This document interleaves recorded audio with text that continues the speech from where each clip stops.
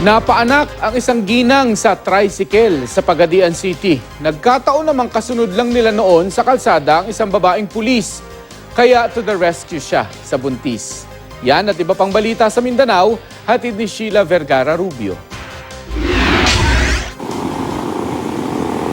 Sa tricycle na inabutan ng panganganak ang isang ginang sa Pagadian City. Tiyempo namang may babaeng pulis na kasunod ng sinasakyan ng buntis. Sa videong ito, nakuha ng asawa ng pulis na si PO1 Genevieve Amarille. Makikita kung paano inalalay ng pulis at ng dalawang iba pang buntis na si Cathy Parami. Ligtas namang naisilang ang sanggol na lalaki. Papunta na raw sana si Parami sa paanakan pero inabutan siya sa daan. Nasa mabuting kalagay naman ang sanggol at kanyang ina.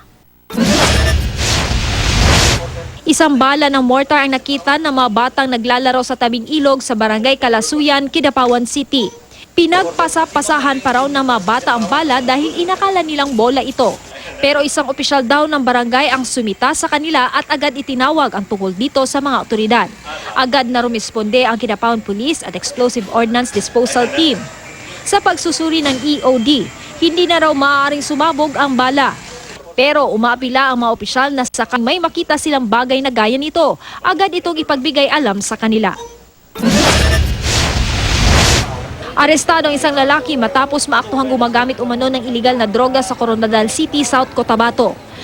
Nakuha ng mga otoridad sa sospek na si Paterno Angeles ang isang sachet ng hinihinalang shabu. Ayon sa pulisya, matagal na raw nilang minamanmanan ang sospek na dati umanong driver ng ambulansya ng bayan ng Pulumulo. Yan ang mga balita sa Mindanao. Sheila Vergara Rubio reporting.